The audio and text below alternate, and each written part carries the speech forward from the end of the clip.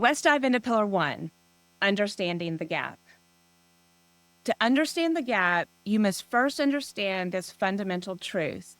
Emotion is the driving force behind all decisions. Logic doesn't drive decisions, it justifies them after the emotional decision has already been made.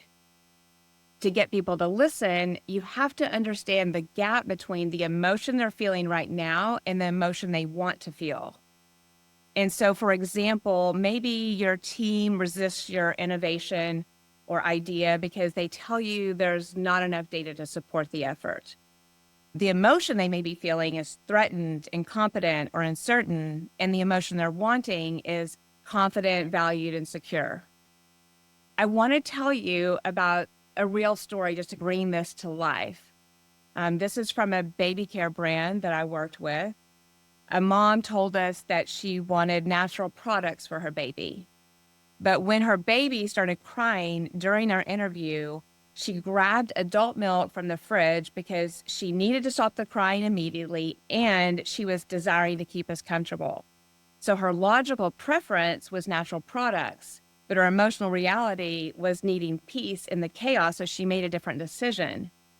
That insight, when we learned the gap, changed the course of their entire marketing and product development because they went from wanting to think about natural product creation versus products that provide peace. So you can see the potential increased.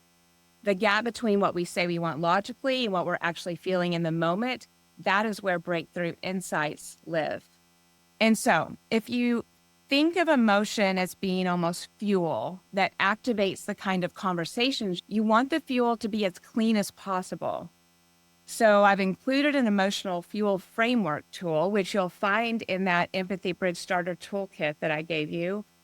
And while I'm a believer that all emotion is useful as data, I created this tool as a way to identify emotions that can keep you disempowered and stuck, which is on that bottom left. Those where people feel empowered yet stuck, which is the top left. And the emotions that are empowering and give you momentum, top right quadrant, which this is the clean fuel I'm talking about.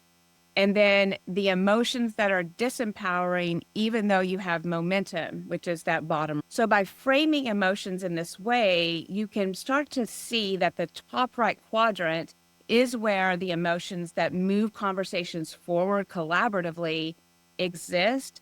And then you can better understand that gap.